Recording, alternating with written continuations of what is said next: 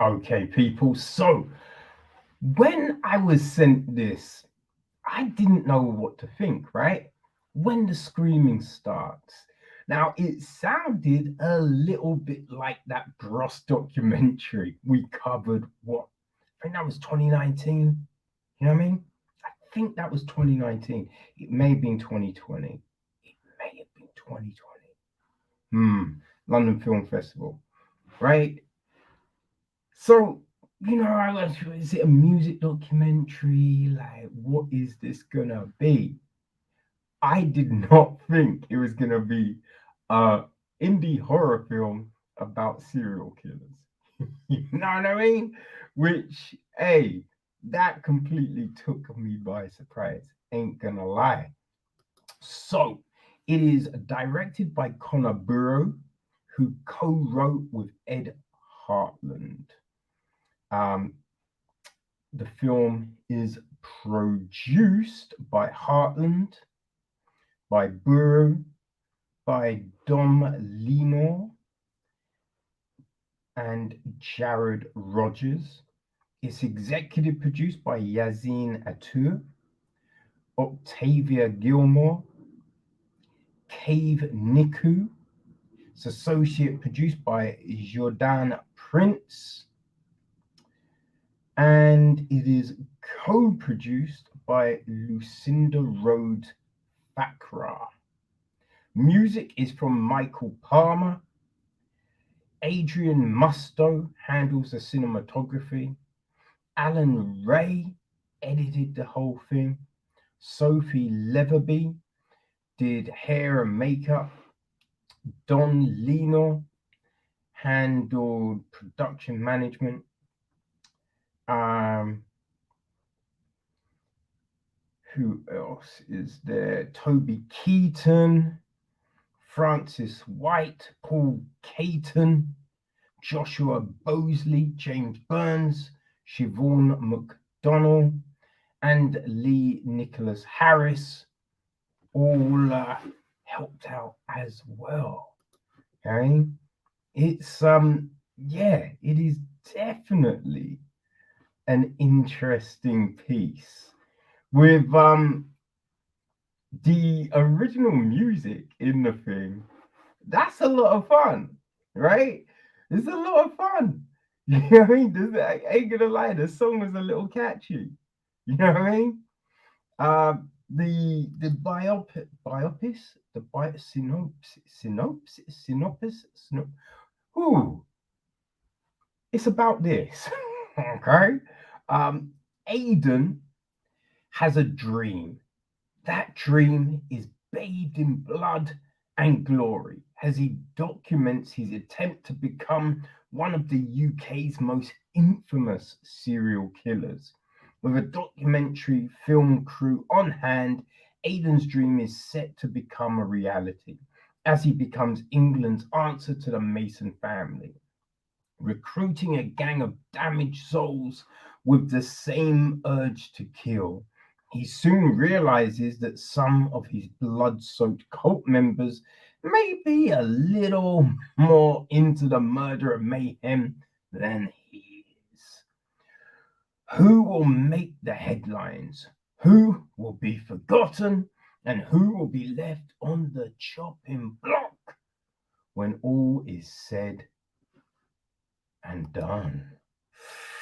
Ho, ho, ho, ho. Sounds all right, right? Sounds all right. But you do wonder, how is this going to work? You know what I mean? How is this going to work? And it's not necessarily explained, right? There are some things in this that you do kind of scratch your head at, right? Because, oh, hold on. Yeah, I just realized I ain't giving you who's up in the piece. Yeah, my bad. That was a bit of a faux, wasn't it? Okay, so Aidan is played by co-writer Ed Hartland, right? His girlfriend Julia is played by Catherine Bennett-Fox. Um, we have got Jack, played by Yazin Atour. We've got the twins, Victoria and Veronica, played by Va Hulhot and Rain Ronja Hulhot. Oh, they're actually sisters. Okay. I wasn't quite sure. As I was looking at them, and I'm like, are they identical twins? I don't know. Are they? Or do they just look real alike? But they are. Boom. We've got Hugh, played by Phil Ross, Donald, played by John Christian Bateman, Amy. Wait, no, I'm an idiot. Aidan's girlfriend is Amy, played by Octavia Gilmore. No, Julia is one of the cult members. Yes, that's right. God damn it, I'm a moron. There's Malcolm, played by Steve Hodgetts. Claire, played by Caitlin Raynell. Roger, played by J. Oliver Yip. Sophie, played by Nesba Crenshaw. Joe, Aileen Gonzalez. Sharon, played by Louise Ann Monroe. Norman, Jared Rogers. Imogen, Soi Si Hong. Musad, another cult member, played by Cave Niku. We got Emma, played by Sibylla Minenberg. William Michael Shun. Patrick, played by Patrick Marley. Sarah, Evelyn Lockley. Jeremy Elliott Thomas. Rory, Carl Sedgwick. Terry Stuart Vincent. Luke, Daniel Collard. Elaine, Rosie Fordham. Tim, Renfold Warrington. Mikey, Rob Tofield. Kev, Dwayne Lewis. Fiona, Sue McLaughlin. And Mrs. Kitson, Caroline Colomi. The pianist, the poor pianist, played by Gregory Burks. Georgina, Beth Greenwald. Mr. Kitson, Paul Benham. Oh yeah, and the Kitsons are Julia's parents. Okay.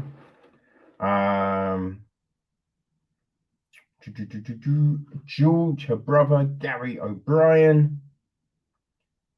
Yeah, I'd say that's the main lot of people. Jasper, David McCaster, Henrietta Bellafar, Emile, Ellie DeBeau, Jay, Kane Kibena, and Jane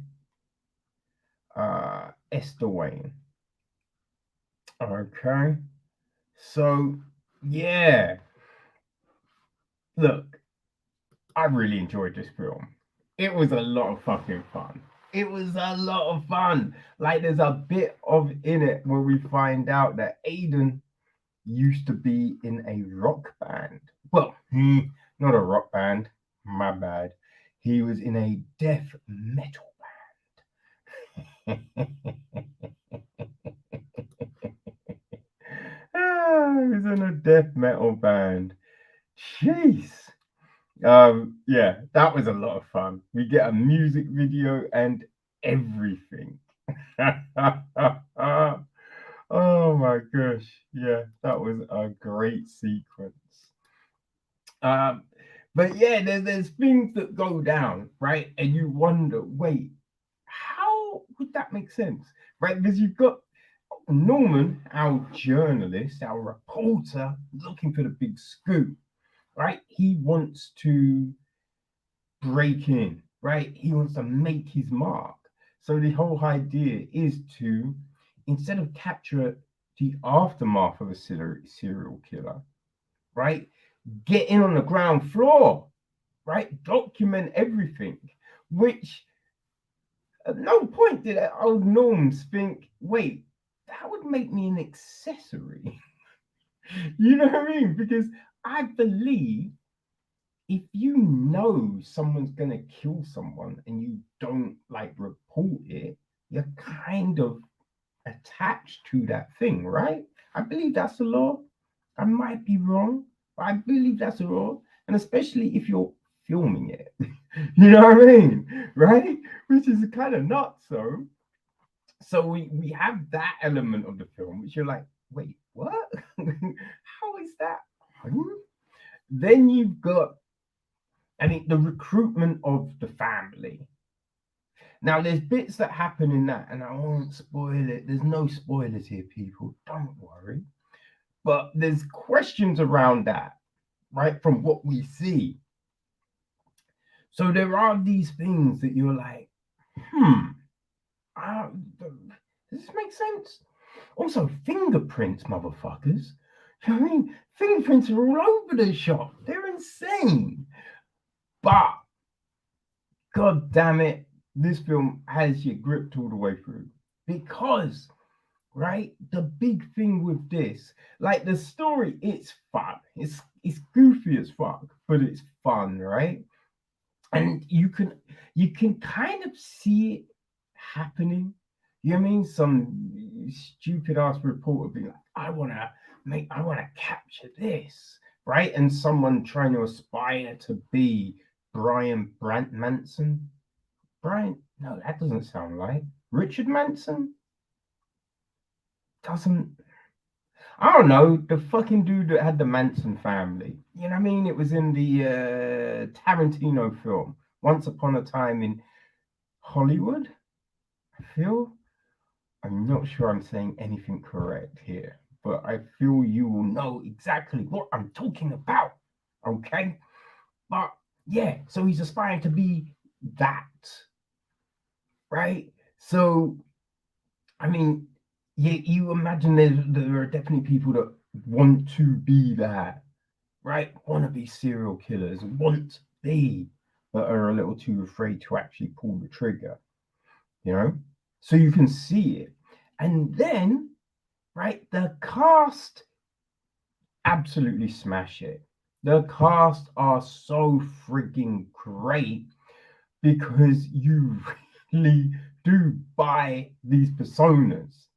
You know what I mean? Like the twins who are just a little psycho, right? You've got Julia, who is, I mean, super cliche in the character design and everything, but you buy the character for who she's putting out there, right? Amy, the fucking little weirdo Amy with her camera, again, you see that shit, right? So it's like all these characters you buy in. And one of my favorite characters is Jack, or should I say Dave? You know what I mean? Oh shit. The stuff with Jack is freaking hilarious. Just, and one of the best bits, oh people, it's his fish stall. You've got it's the fish stall. And when the woman comes over and says, have you got any cod?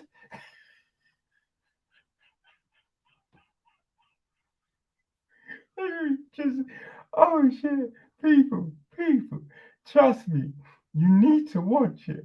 You need to watch it. It is, oh my gosh, it is so funny. It is so funny.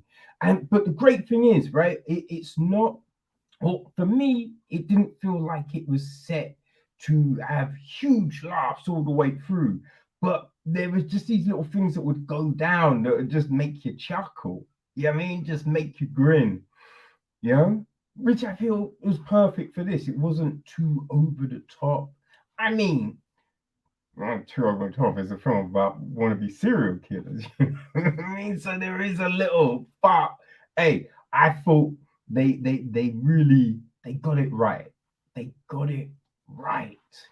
And so yeah, that was a great thing, man. We had some really, really great camera work, right? Knowing when to do the close-ups, like when to, zoom in on a dripping knife and just that kind of thing.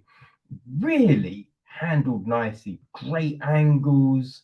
You know what I mean? Like the music works very well, and it wasn't like this is sad. No, the music accompanied the film, right? It's what you want music to do, right? So the production of this was really well done. Look, there are bits, right, with the blood on the face does feel a little, you know what I mean? It's like those films when people are like hacking and slashing, and then there's these, very well placed drops, just on no blood. It's a bit. There is a little bit of that. There is a little bit of that, but I was fine with letting it go because everything else works so well. Everything else works so well. So listen, if you like a kind of satire type of thing, right? Oh shit, if you enjoyed Raznest, right? We spoke about last week, Johannes's new joint, right? If you like that sort of thing, I feel this would work. I think it's maybe along the lines of something. What's the Taika Waititi thing? He's got that TV show. Is it What You Die in the Shadows? The people that lurk in the shadows. The thing about the vampires, right? I know my kid she loves that thing. I wasn't quite sure. I wasn't quite sure. I probably need to give it more episodes. Anyway, you don't want to hear about that. But yes, if you jam with that, I think when the screaming starts, it's going to speak to you. You know what I mean? Yeah, if you enjoy those weird little indie horrors that really kind of go somewhere different, right? Not giving you this run of the mill story, giving us something a little bit different with, really, as I said, the camera work, fantastic. And the acting, the acting was it really made this film. Because as it look, the story's kind of goofy. And if the acting was subpar, you're not being sold. You're not gonna be sold at all. I mean, the whole Richard incident, right? The whole Richard incident was great. You know what I mean? I will say, if something's happened to one of your hands, you've still got the other hand. You've still got the other hand. I want to know why my man didn't like to swing.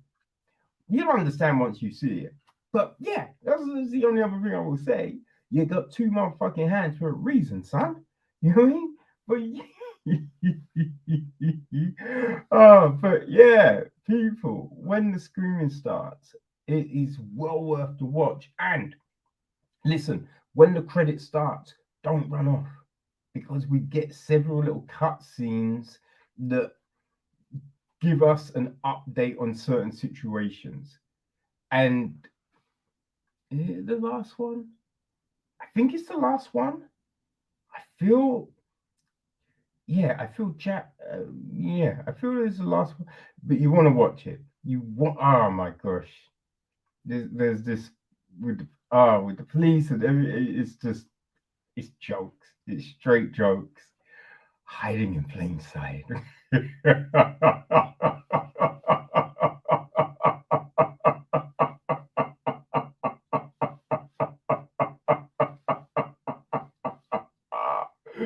Oh shit. People, when the screaming starts, it is out. When is it out? It's out soon. It's out on it's on the 26th, Monday. It's out on Monday. So yeah, go watch it, go pick it up. You can grab it from all your favorite VOD spots. You know what I mean? You will not be disappointed.